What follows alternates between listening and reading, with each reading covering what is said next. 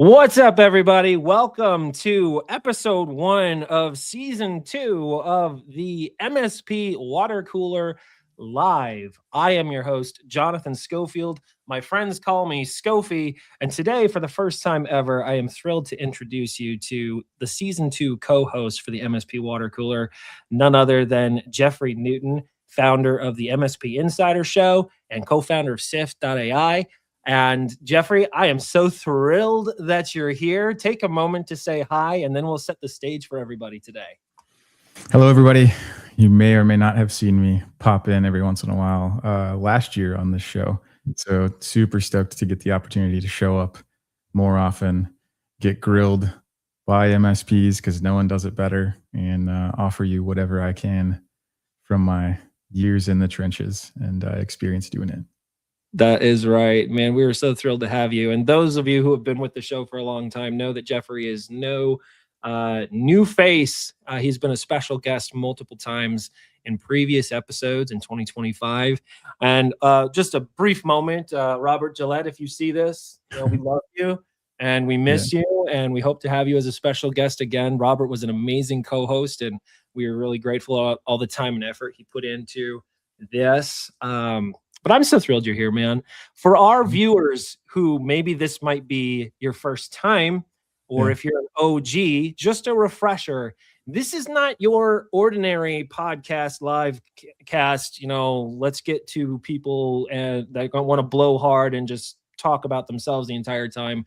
This is really meant to be practical, tactical, and valuable for you if you are an IT services business owner, MSP business owner. You are in leadership and responsible for revenue, sales, business development, marketing. Perhaps you are a sales professional, BDR yourself.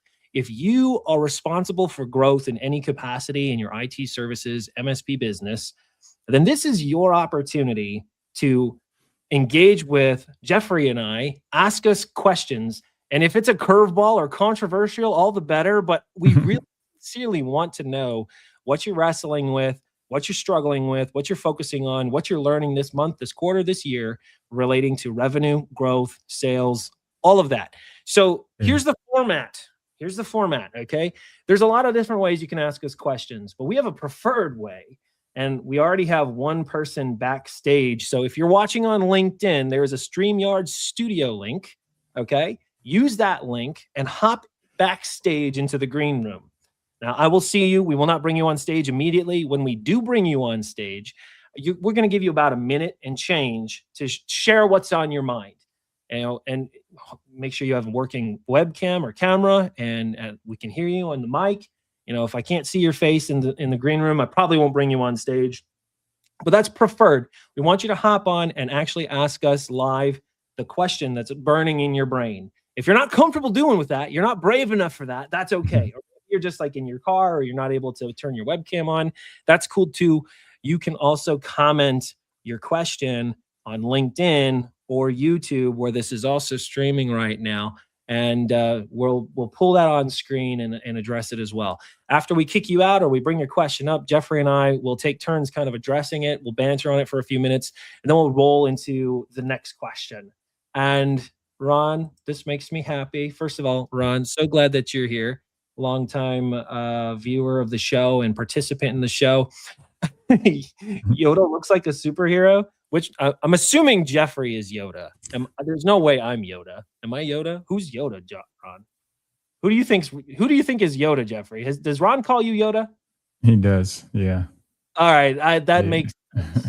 You guys know each other, so you're Yoda. That makes me happy. Ron says, I feel special. I was given 2 minutes last year. Surely more than that. Surely more than that. Each once a week, maybe. All right. So we're going to jump right in. But before we jump right in, any thoughts, comments, observations, Jeffrey? How we feeling? It's January, right? It's the first of 52 weeks to get this thing done. So if you haven't started planning for it now, it's a great day to show up and ask the question of what you should have done for the last 3 months to be ready for this one. There's a lot of 2026 left, but I remember this time 2025, and my brain is dizzy from how fast it went. Yeah, this is the time. If you didn't plan 2026, absolutely today is the day to start. And this is a great call for us to start talking about that. And I've got a few things for us, but we actually have our first guest backstage. So we're going to bring him on stage here. Luis, I see you. Your webcam is on.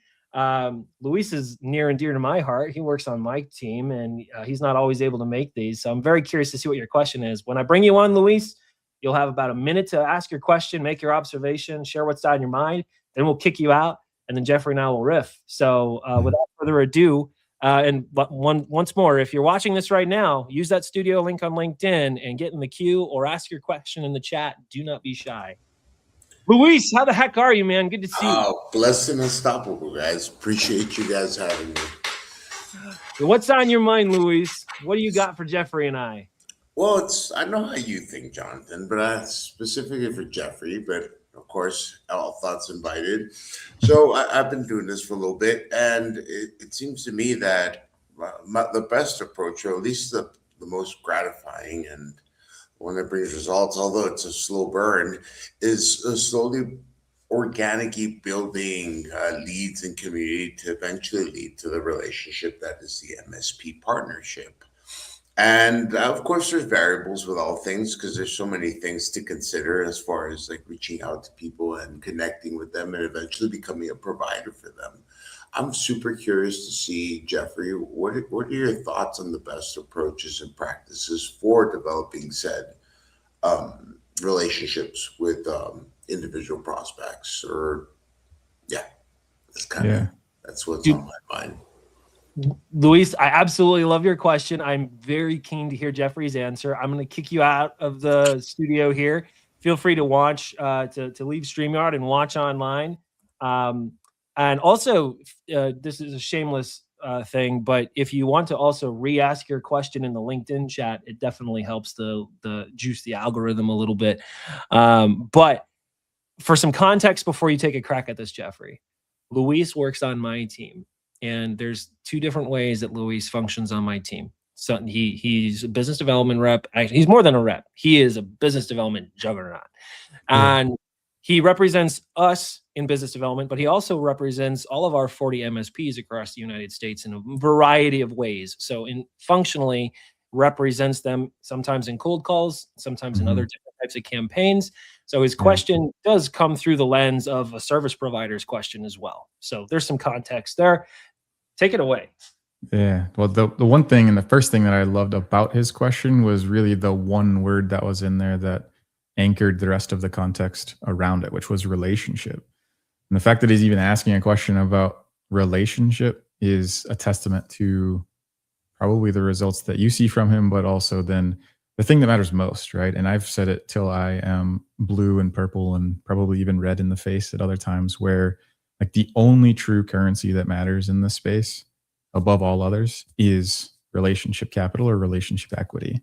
And the thing about that, like there's so many different even analogies or, I don't know, statements ripped out of books and everything else, whether it's like dig your well before you're thirsty, that kind of stuff. But the thing about it is you have to enter into the dynamic of the relationship, like genuinely seeking to understand or seeking to help, provide value, be useful. The thing that I found to be true or problematic in most cases is when, if you have these two circles, and I'll bring my iPad to these next time, Scofie, but if you have the two circles and it's not quite a Venn diagram yet because you haven't overlapped them, right? And you think about the conversation, the engagement, it could be a phone call, it could be an email, it could be an in-person, it could be a cocktail thing. Either way, if you look at these two circles as like prospect and you, one of the most fundamental misses that I see, especially early on in like a rep's experience, is showing up to where that Venn diagram should overlap with the same conflicting objectives, right? Someone comes to a first time appointment, someone comes to a networking event, someone comes to a conversation with you, generally seeking like help, guidance, information, something to help them on their journey towards the solution. But odds are when most of the sales folks show up, they show up with a different objective, which is I want the MRR, I want the customer, I want the contract. Like they're almost completely disparate Oh. paths, right? And like where they are in their journey. And as a result, it feels like one of those dynamics or one of those engagements that, like, I could just leave it right there. It feels that way, that we all know in the pit of our stomach, because that's how being sold feels rather than buying or being guided. And so the first thing is to really, truly like be able to disconnect from the outcome. You hear that all the time, but like your primary objective in every interaction with any prospect should be only to earn the opportunity to get the next conversation or the next step, whatever the step happens to be in the framework that you're using, but not to shoot all the way down there, right? Like it's just aligning and connecting at a human to human level so that you can earn the opportunity to not be ran away from if they see you walking down the hallway at the event the next time. It's literally like, would I want to go have a beer with that person? Would I consciously choose to spend the next 5 minutes with that person? Like that's relationship, right? And in this space, that's really just how that works. And there's like a bunch of other tactics and processes and everything else that you can really do to do it. But like it really kind of comes back to mindset first, and like genuinely showing up, caring, and intending to be helpful. One of the sentences that really unlocked sales and marketing for me about 12-ish years ago when I first started down that path was like your primary goal ought to be to enter the conversation that's already happening in your prospect's mind.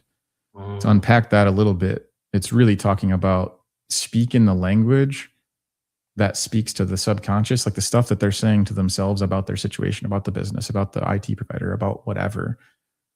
But odds are they're saying it inside, but they never even really externalize it.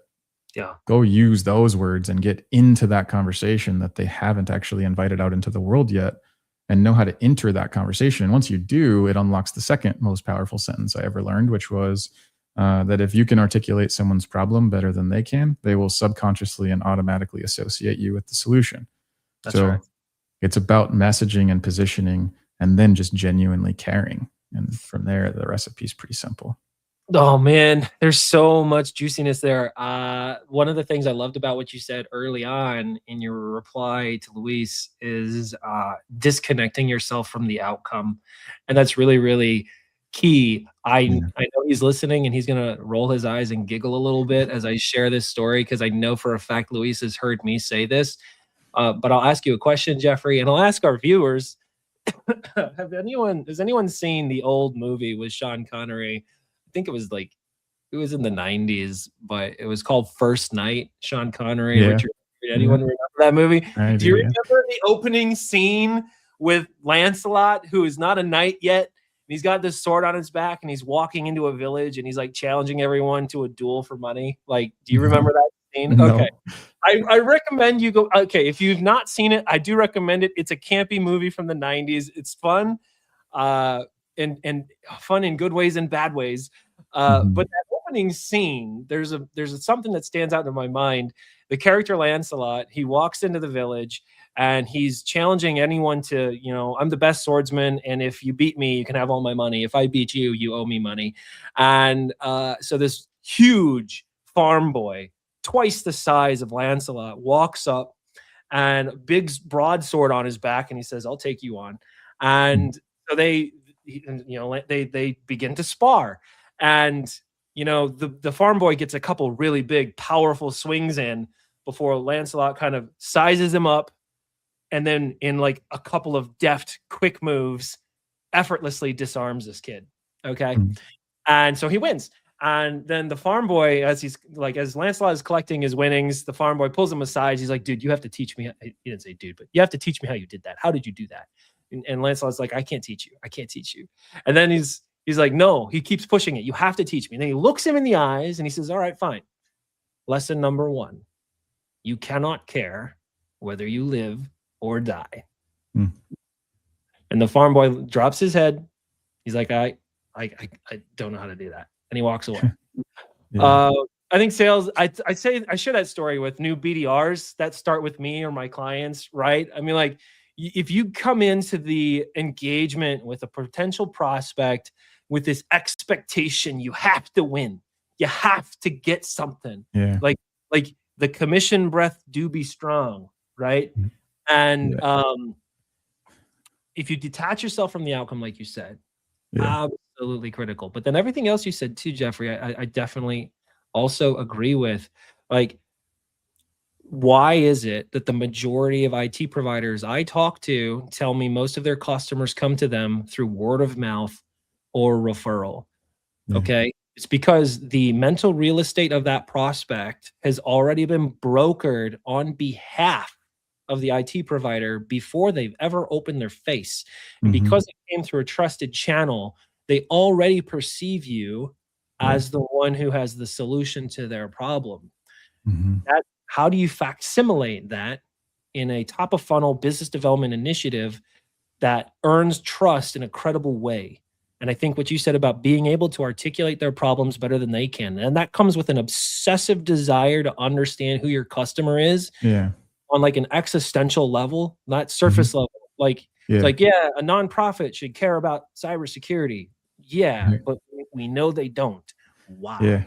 Right? Yeah. Like, And I think we overcomplicate it because traditionally speaking as well, I used to always kind of equate the technical persona of MSPs, which for those that don't know me, I spent 18 years as an MSP, half on the tech side and half on the growth side. And what I noticed, because I'm not maybe your typical technician archetype, but I worked with them all. And I equate some of that to like the over engineering of the process as well, right? Like we overcomplicate everything. I used to just equate this through an analogy of actually like vehicles, right? Like, is it the Toyota or the Mercedes, just from like a service standpoint? And the issue, even with how do you enter, like, well, how do I know what problems they have? How do I know how to enter that conversation? It's like, well, first of all, you have to do what most never ever do, which is pick an ICP, or as our industry likes to call it, a TCP. But either way, pick the one person that you can have one conversation with and you can help them. And then you expand it and compound it out. But don't overcomplicate that either, right? Look at your current client base. that's right. Who are they? Where are they? How did they come? How did they get you? How long have you had them? Either way, okay, now you got that. You got it segmented. Great. Like, what are the top 5 tickets and or problems that you see at a macro level across that particular vertical's situation? Like, you're servicing them currently. Okay, so there's sort of a Pareto principle rule that if you just threw a dagger at any one of those 5 things in a conversation with an accountant that wasn't your client, odds are they're probably going to have at least some resonant frequency there on the topic or the problem that you're introducing. Bonus points if you can use the actual name of the application that you know that they're most likely to be using, and it does this weird finicky thing that isn't published anywhere. It immediately shows that you are a domain, you have domain expertise. You're not just someone trying to sell something. Like, it will pass the mental objection of, but does it work for me? Which invites you into the rest of those conversations because they're curious and they want the solution. So don't fight the innate and inherent thing that the business owner or the leader is looking for already, which is to solve their problems in their business or achieve their outcomes. Like, instead, it's more like jujitsu, where you use that inertia or that movement in your favor with them rather than fighting it. I totally agree. Absolutely.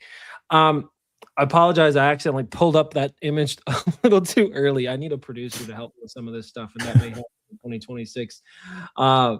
Just real fast as we kind of transition into part 2 here. First of all, we still have time. If you are an IT business owner and you have a burning question for Jeffrey or myself to tackle, you can ask us in the comments. Bonus points if you're brave and use the StreamYard link and join us on stage here, but no pressure. But as way of like a kind of transition here, I'm going to bring up, let's see here. Okay. I want this to be all of us here. Where did we go? StreamYard. All right, we'll just pull it up at once. So this was a poll that I ran, Jeffrey, in December. And I reached out to like 40 MSPs and I said, man, if you had a magic wand and you could wave it and one of these 3 things be true in your business tomorrow, which one would you choose? I had 40 MSPs respond. And the 3 options, as you can see here, 10 times more leads per month, reducing or increasing your close rate by 50% or reducing your customer acquisition cost. Yeah. Okay. By 25%, 66% or 67% really selected 10 times more leads. Now you talk to MSPs every week, all the time. And I'm sure I've heard this my entire time in the industry, that leads is the biggest problem they're facing when it comes to growth. What are your observations on this? Yeah, this is a perspective problem more than anything. What I have found and what I lived and experienced when I voted the same way, right? I just need 10 times more leads. And then when I set up the environment to be conducive to give me those leads, what I actually found is that I had to figure out how to close them, right? And by close them, I had to figure out how to convert leads into customers, and then more importantly, maintain them and turn them into raving fans. So like, yes, but the more leads, like the magical lead fairy isn't going to come save you, especially if you don't know how to close them or convert them. You made a really interesting point that is absolutely true around the difference between professional sales and order taking. And our industry gets this way wrong for reasons that we won't get into. But for the most part, if our industry is ever referring to sales, it has nothing to do with actual sales, and it has everything to do with order taking as our industry does it. So like if your sales motion looks a little bit something like this, or if you even ask these questions anywhere in your process of how many users do you have? Maybe you even call them employees because they're people, but how many users do you have? Like, what's your tech stack look like? How many devices? How many locations? Like, stop for a second and ask yourself what you're really doing. And all you're really doing is just aggregating quantities to punch into a quote, right? The quote that you're going to take 2 weeks too long to actually deliver, you're going to follow up on twice, and then you're going to forget about it and move on and probably deliver it electronically without actually having a proposal conversation. Like, it's all just order taking. There's some peripheral edges to that, but professional selling and sales, like if I gave you 10 more people to do an order for, like, sure, there will be some statistical anomalies to it where it's just like science will happen and eventually, you'll win some of them. But if you want actual growth out of those 10x leads, then you need to learn how to actually sell them, right? And by selling them, it's like guiding them towards the destination that they already want to go and not smothering them with the engineering mindset of solving their problem. That's right. Which is probably the most counterintuitive part of professional sales in a technical industry. Man, you're spot on. And I see you backstage, Ron. We're going to pull you up here soon. So glad you're here. I just want to put a kind of a bow on what Jeffrey said there. If you're an IT business owner or a revenue person at a MSP, right? Sales, growth, whatever, and you've had the experience where you have a customer who doesn't like your proposal because it was too expensive. What they told you, it was too expensive. Those were the words they said, regardless of whether that may or may not have been true. This really demonstrates what you said about the difference between an order taker and a sales professional. If it's a race to the bottom and your IT services are just like a commodity to be transacted, then an order taker will do. But you do not sell pizzas or shoes or a SaaS product even that I can add to cart and check out. I've seen MSP websites where it's like literally they configure it like, hey, put in the number of employees you have. This is your quote. Sign up today. And they'll do it all there. And someone out there in the ether, if you have had an experience where that actually worked for you, please shed some light on it for all of us. But I've yet to see that work for any MSP. It's because to sell IT services, there are two things required. Well, there's a lot more required, but there's two fundamental things that must be there. You must have the technical acumen, yes. And let's just be frank. You said it yourself, Jeffrey, like this is an industry full of engineers and really smart technical folks. The technical competency is usually there, So technical acumen, really good. Business acumen, not the same thing. And I think a lot of IT business owners and revenue leaders conflate the two and confuse the two. It's like, I am good with IT, therefore my prospect will trust me. No, being good at your job is table stakes now. Being good at your customer's world, your prospect's world, is the new order. Actually, it's not new. It's always been for service providers and consultants and anyone who's going to come along and provide a business outcome to a business decision maker that they didn't have before you. So being able to articulate and speak in their language and articulate, like you said, Jeffrey, to articulate the problem better than they can. It's like, hey, Mr. Senior Partner at this law firm, doesn't it suck that your billable hours are not what you wish they were because you are so bogged down with this administrative stuff and things are taking too long to get, whatever, right? And all of a sudden you're speaking in a language that they're like, wow, like Jeffrey gets it. Ron gets it. Luis gets it. All right. Ron, Jared had a good question. Before you bring Ron in, Jared threw a question up there in the comments, and you were pulling it up anyway. Yeah. Because I actually was going to go here with part of my response too. Is like the three choices that you gave were sort of a fool's errand in some regards, right? Like there's a multiple choice, but it's going to be wrong either way. Because the issue there is like, well, if I increase my close rate by 50%, like you solved one problem, but you overcorrected for something, most likely. Where odds are, if you end up in that boat where you're closing now 50% more, but you either don't know how you did it, or you didn't do it predictably, or in a way that could be repeated, you probably aren't also qualifying out the business that you don't want either. And so the close rate is usually a death trap for trying to solve the other one, which is I just need more leads. If I have more at bats, then I'll get more XYZs to clients. So then I'll just go to, okay, great, I'll go to the win rate. But it's like, well, if you want a 100% win rate, like the best way to do that is just tank your margins and race to the bottom, right? And like get your way there. So then which problem are we really trying to solve truly when it comes to the close rate is like a conversation I love really unpacking with MSP owners, because I've made those mistakes too and gone the other way. And eventually through all of those learnings, getting to the point where the system that we had built and the play that we were running for several years in a row, we were averaging about a 64% win rate. And it took so many micro adjustments and like lessons learned to get to the point where we could repeat that and predict it. But it was not by way of, sacrificing or overcorrecting for everything else along the way. I think you're absolutely right to call me out on it being a little bit of a fool's errand. I absolutely was leading the witness a little bit. Yeah. What I was doing with that poll was I was thinking about all the conversations I had in 2025 with IT business owners and some of the common things I heard. And a lot of them will tell me, man, you get me in the room with the right buyer. Yeah. I've got an amazing close rate, right? And then I'm not convinced 5% of the market actually could articulate what their customer acquisition cost is to me. So I expected not many people to take that one because they're like, I don't even know. I don't even know what that abbreviation is. Yeah, right. So absolutely. I mean, to calculate close rate, part of it is like, well, you have to have some processes laid down and defined before you can even really be honest about what your close rate really is. Yeah. You know what I'm saying? Yeah. Like what constitutes a lead, what constitutes an ideal customer, who gets a proposal, who doesn't.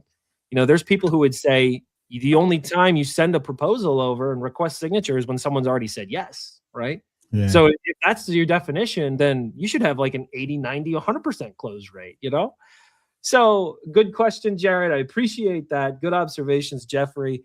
Ron, you've been waiting patiently in the green room, and I'm very much excited to bring you on stage. So I'm going to bring you on stage. We're going to give you a minute and some change to share what's on your mind. We'll kick you out, and then Jeffrey and I will riff. So here we go. All right. Hey, guys. How are you? How's things going? Happy New Year, Ron. Happy New Year. How you guys making out? It's an excellent show so far. I think this is a really good opportunity for myself to ask the MSP insider himself a question where he normally is shooting the questions out. I came up with one listening to you. Cap it at a couple minutes because you could probably go on forever about this. But yeah, oh, great. From a high level, yeah. Given both your life experiences in the technology industry, which I'm going to assume is probably a combined 40 plus years. Where do you guys see this MSP slash TSP slash BSP industry in just a 5-year period from now, which is a 60 months blink of an eye? And I'll leave it at that. And I'd like to get your insight, which would have been different from 5 years ago, given the technological advances we see now. Yeah. Where do you guys think that this is going from a 30-foot view or 30-mile view, excuse me? Oh man, I'm getting goosebumps, Ron. Anything else before I kick you out? That's it. Kick me out. I'll see you guys next week. Oh man, I love it. Actually, for the OGs, we're actually moving to a bi-weekly schedule now. Oh. So not next week, but 2 weeks from now. 2 weeks. Oh, that's just my calendar. 2 weeks. I mean, Yeah. wishful thinking. Lord willing, and the creek don't rise. Right. But anyways, Appreciate thank you for your guys. question. This is awesome. All right, Jeffrey, you go first. Objectively looking at that and really even kind of like looking back 12 months to then look forward 12 months to 5 years, right? I think the most sound articulation that I've heard and prediction, whatever you want to call it, that I've heard about this space for the direction came from Scott Chasen at PAX 8 at Beyond last year, where he really broke down the case for the actual transition for MSPs, for managed service providers, is to become managed intelligence providers, right? And like, there's a whole iceberg of figuring out what that actually means, and go watch his keynote even to figure some of it out. But the thing I want to parallel to where I believe and why I believe that to be true is going back to like, I don't even remember when it came out, the 70s, maybe, the DKIW pyramid, as far as like what you do with data and information and when and where and how it actually becomes valuable. If you think about MSPs and where they sit in how they serve any of their customers, which are businesses, the amount of context and information that they sit on is at the intersection of everything that's truly meaningful and valuable for your end client's business. But it's all trapped in terrible systems and terrible processes and tribal knowledge and all the other things, right? And so with the advancement of technology, with the improvements in AI, but also in automation, and then also the way in which the walls of the silos are coming down as far as your data goes, is it's such a rich opportunity to take the context, and that tribal context more than anything, the human discernment level of context, and unpack and unleash that for the different verticals that you serve. And it's such a quantum leap, really, in how we show up and how we provide service. And in some ways, it's also a few decades of a step back, like to the birth of when the MSP started too, where it was like the intelligent tech person who didn't just act like a tech person or like a tech department. Like, we cared more about what problem are they trying to solve and how can we enable that outcome using technology. We're taking that old truth of actually caring enough and compounding the ability to deliver it at scale with technology, with a level of contextual awareness that no human would have ever been able to do before. And so that would be why I would place my bet on the most likely evolution of the transition from MSP to MIP, as Scott calls it. That's a rich answer, and I really appreciate that. I echo so much of that sentiment. I'm going to say something that I have said before on this live stream and in other venues as well. If you're a fan of the Fallout games, or if you've been watching the Amazon Prime show lately, there's a common theme, usually at the beginning of a game. War never changes. I steal that. I say sales never changes. There are some folks in our industry, Jeffrey, who have been saying that AI is the harbinger of the end of the service provider. There's been a lot of people who are preaching doom and gloom, like this new wave. Like if you don't adapt, if you don't Yeah. drink the AI Kool-Aid long and deep, you're out of business inside of 6 months or 3 months. Or like, okay, this isn't the first time that these harbingers have come out and said that the industry is shaping, and if you don't adapt, you're going to get swallowed up or die. And you can follow the trajectory of the industry fairly clearly, from the guys plugging in printers and copiers to the guys selling switches and connectivity, to the guys running trucks and fixing stuff, and then to the guys who got smart and were like, hey, what if I got paid every month and didn't have to work so hard, made more money? And then the MSP was born, and then cybersecurity, and then compliance, and now AI. And this is not the first time our industry, our very adaptable, versatile group of professionals and entrepreneurs and business owners have been faced with incredible shifts in how they deliver, how they operate, how they serve their customers. But fundamentally, the thing that I want IT business owners to not be scared of is that the buyers actually haven't changed. Like the way their problems manifest, the way you might solve those problems might change.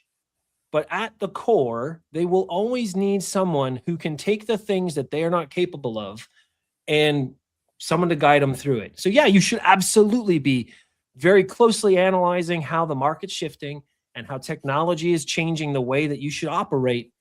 But if you don't have the basics down of who your customer is, the problems you solve for them, and the value that you need to be able to articulate to them, it never mattered what wave was coming. You were already going to be crushed under whatever was coming. It didn't have to be AI.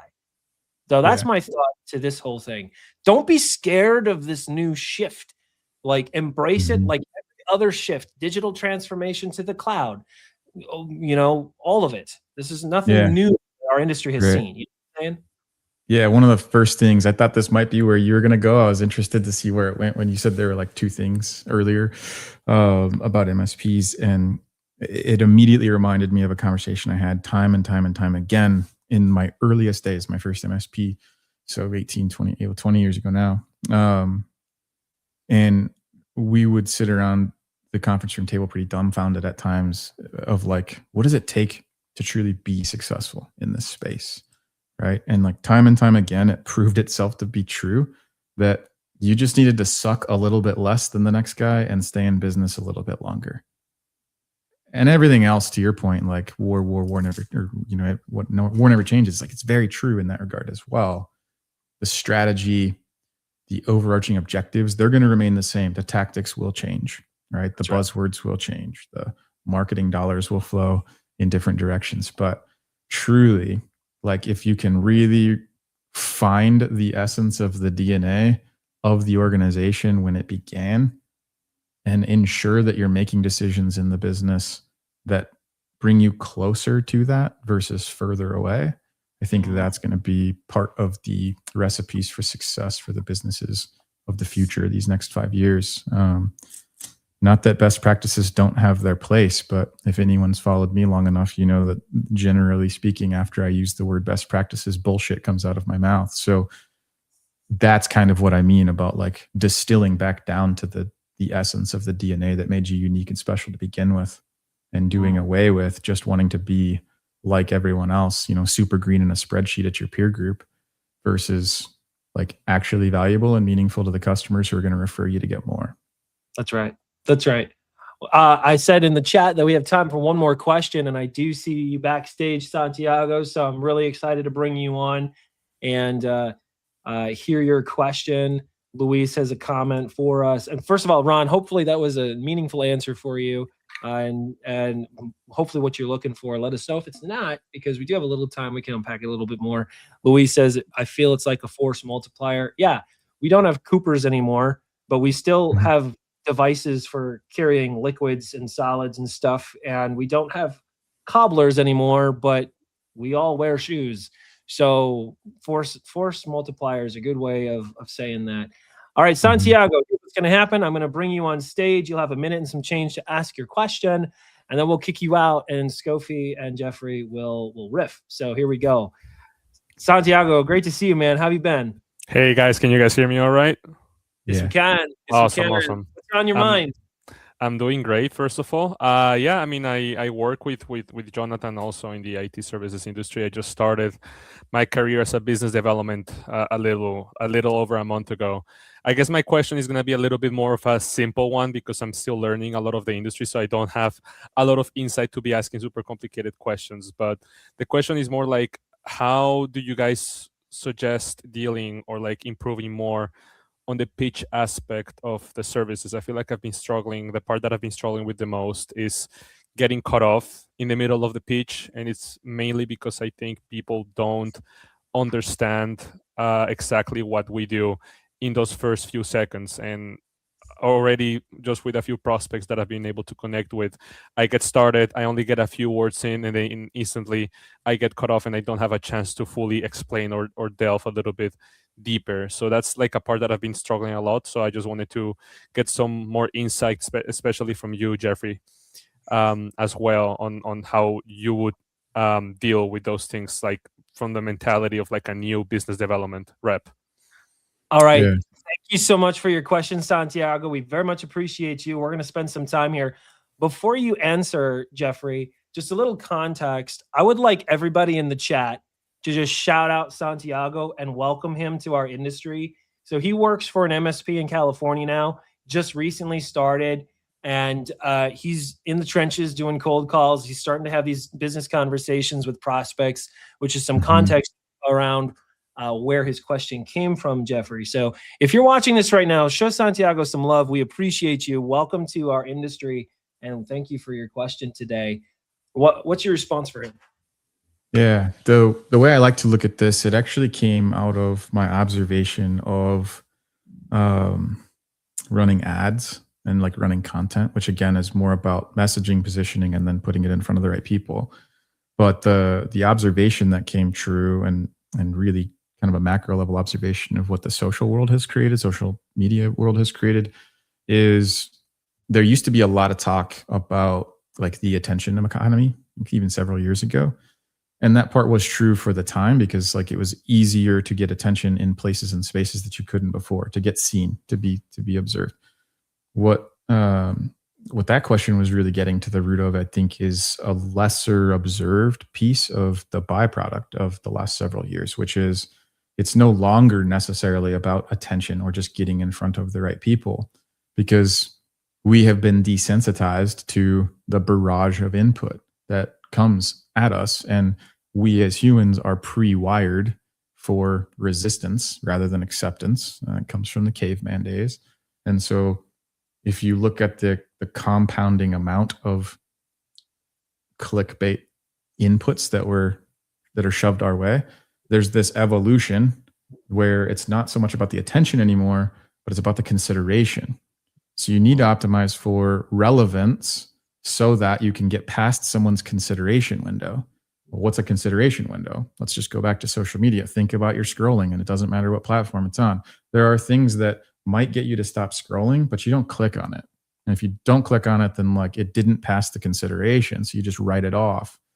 That's sounds like is what is happening maybe on some of those calls that you're on, Santiago, is that the pitch, the messaging, the word choice, and or the tonality or how it's delivered might be relevant, but it's not passing that consideration window of the individual on the phone, which is why you're getting shut down and like sort of cut off mid-sentence even. Now, maybe that's because it sounds like kind of everything else, or it sounds like what they've already tried before. There's an interesting thing that has been evolving over the last couple of years with our industry specifically, and that is that MSP, whereas it used to be it was an easier sale when people saw MSP as the new opportunity to the solution to their problem. The market has evolved, right?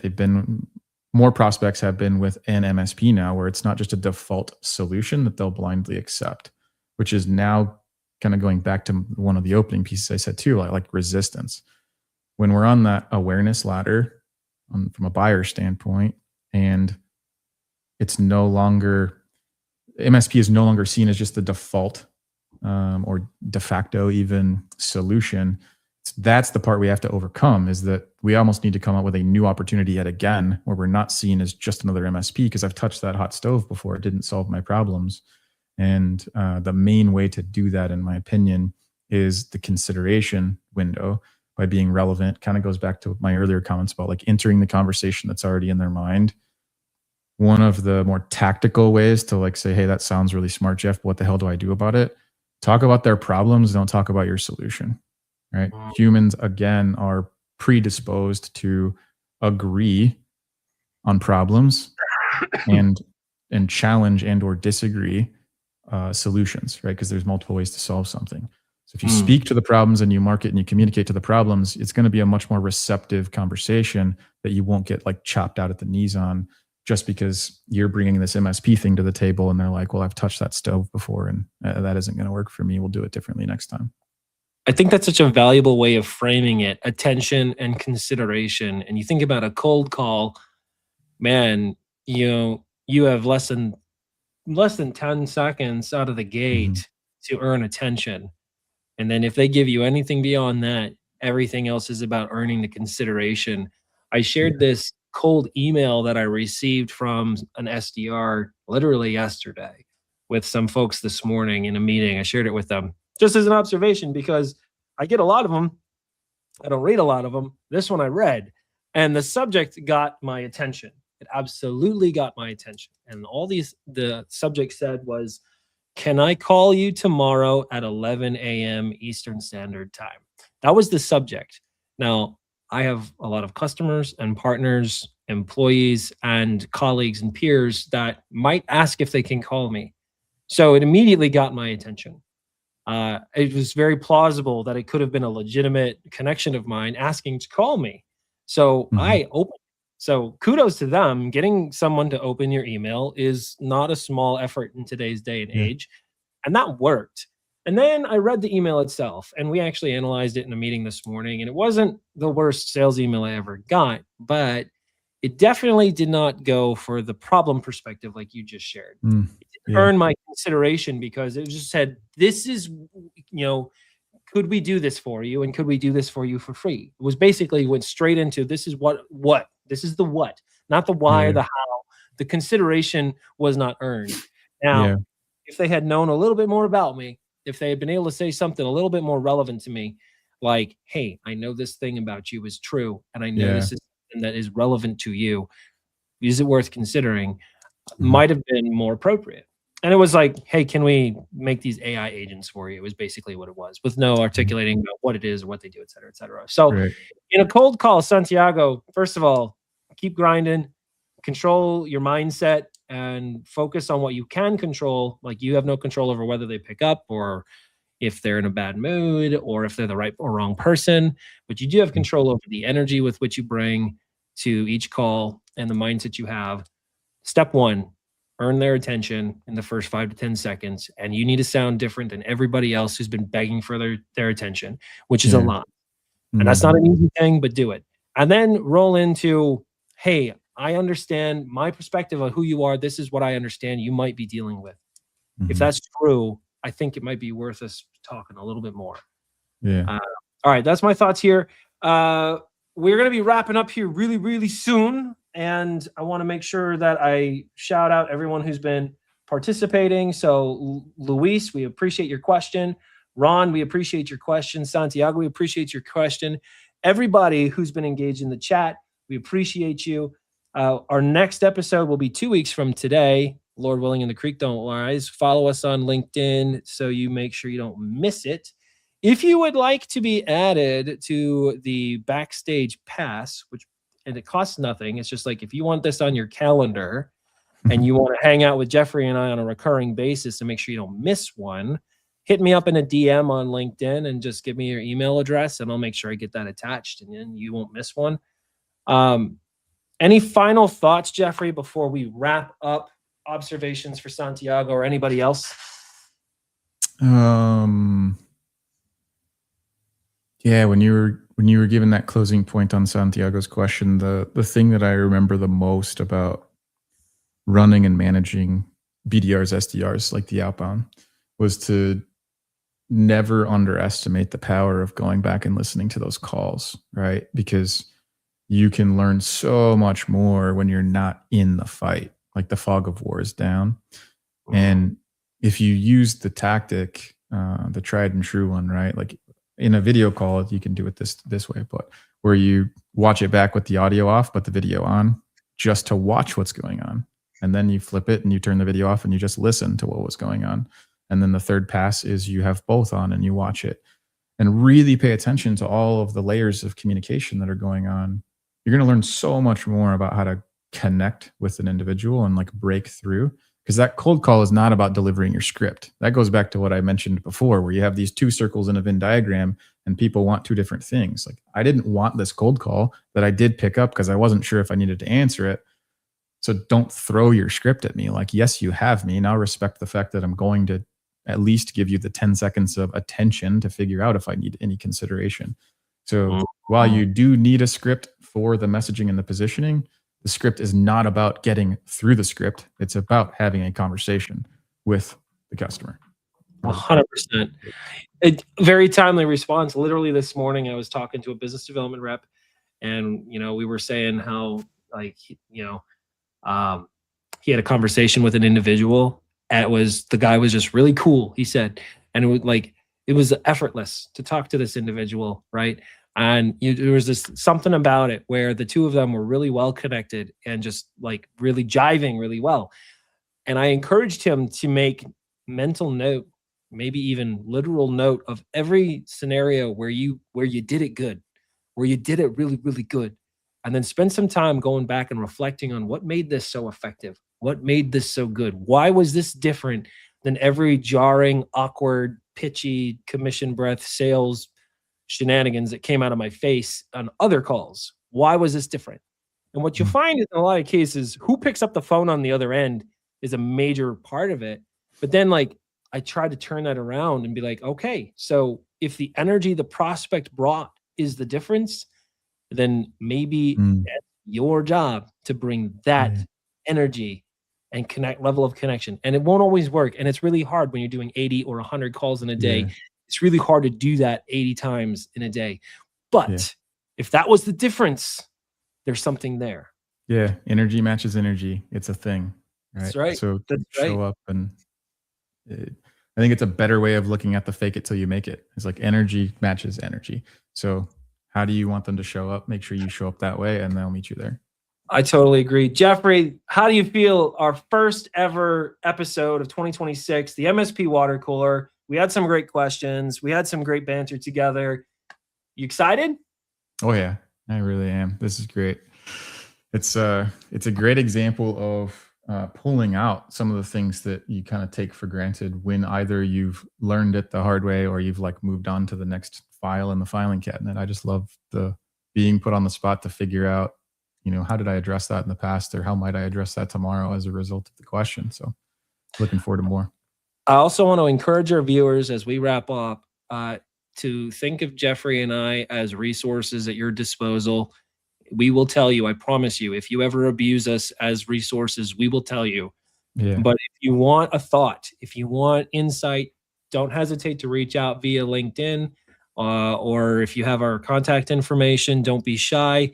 If you didn't get a chance to get your question in and it was burning in the back of your brain, feel free to drop it in the comments even after this video, or if you're watching the recording back at a future date. We do monitor these and we will engage as we're able. And of course, show up in 2 weeks for our next episode of the MSP water cooler. We also are going to very likely have some special guests show up throughout 2026. So it won't just be Jeffrey and I every time. If you have an interest in participating, don't be shy. Let me know. And we'll catch you all in 2 weeks. See y'all later.